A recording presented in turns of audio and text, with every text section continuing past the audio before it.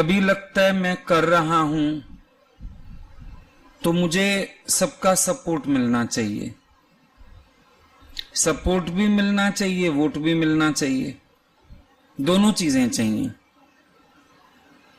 Support मिलता है या वोट मिलता है। तुम अपने लिए हमेशा पॉजिटिव सुनना चाहते हो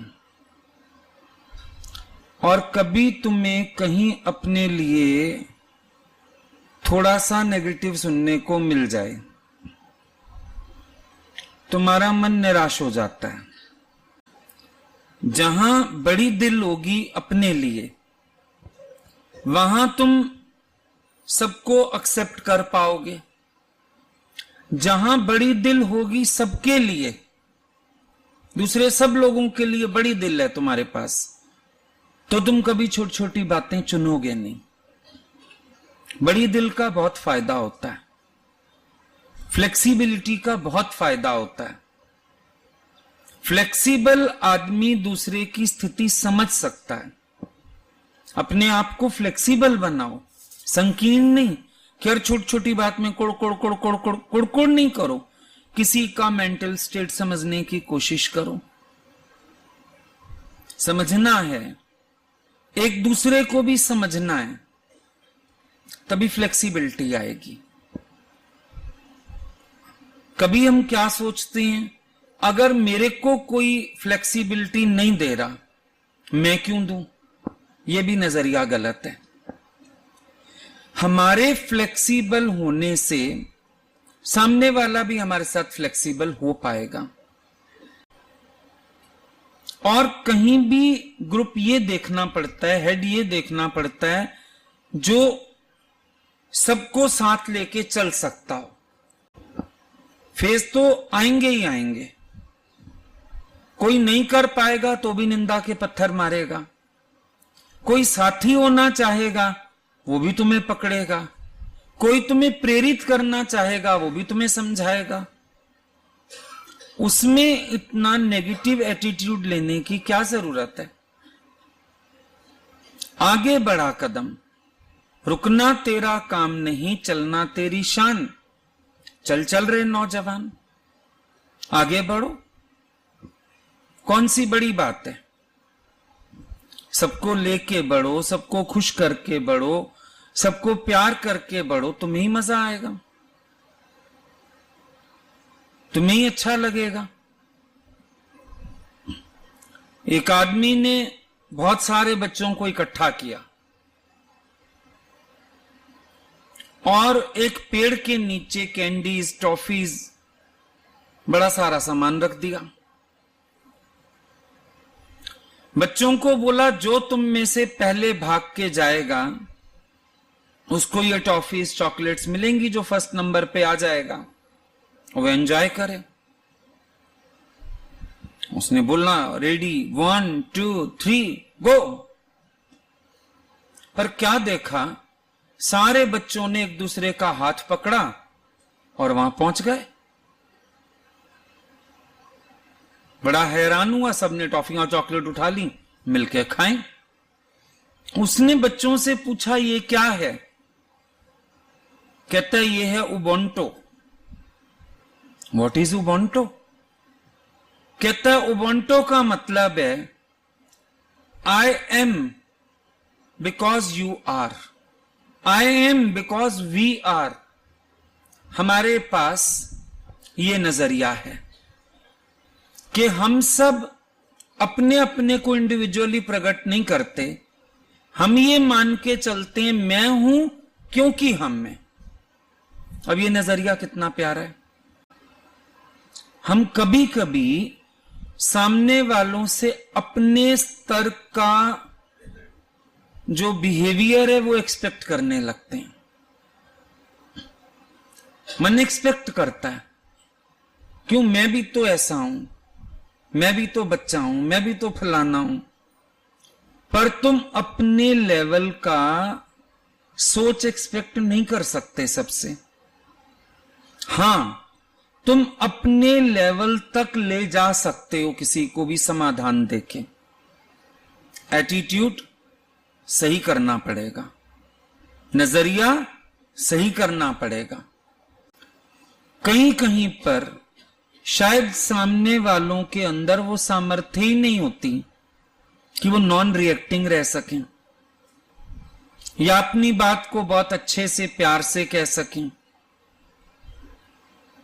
जरूरी नहीं है कि हर एक जो आपको मिलेगा जीवन में वो इतना समर्थ हो। जहां सामने वाले समर्थ होते हैं हमें एडवांटेज मिल जाता है, पर जब सामने वाले असमर्थ हो तो एडवांटेज देना पड़ता है। ये व्यवहार है, ये तरीका है चलने का। और इन चीजों को सभी फेस करते हैं, अपने आप समझ आ जाता है। कभी कभी इग्नोर कर देना पड़ता है कि हर बात में टोकना क्या, लीव इट। होता है, हर जगह मुझे एडवांटेज नहीं मिलेगा, मुझे एडवांटेज देना भी पड़ेगा। हर जगह मुझे रास्ता नहीं मिलेगा, कहीं कहीं मुझे भी रास्ता देना पड़ेगा। उसमें क्या है, इतना तो हमारे अपने अंदर भी होना चाहिए दम। कोई भी काम करोगे प्लस माइनस मिलेंगे, फेवर और अगेंस्ट। पार्लियामेंट में खास अपोजिशन पार्टी की जगह है, जबकि रूलिंग पार्टी की जगह होनी चाहिए सिर्फ। वो अपने वे से अपना रूल चलाए, काम खत्म करे। अपोजिशन पार्टी बिठा देते हैं, चाहे वो जूते मारें, चाहे कुर्सियां तोड़ें, गालियां दें, पर बिठा रखा है उनको ताकि रूलिंग पार्टी को डर रहे और वो मनमानी ना करे। कुछ सोच समझ के स्थान दिया है अपोजिशन पार्टी को। हमारे लाइफ के अपोजिशंस भगवान ने क्यों रखे हैं? अपोजिशंस ना रखता, क्या उसका गुजारा नहीं हो रहा था हमारे लिए अपोजिशन ना पैदा करता? पर एक्चुअली क्या है, अपोजिशंस तुम्हें स्ट्रांग करते हैं।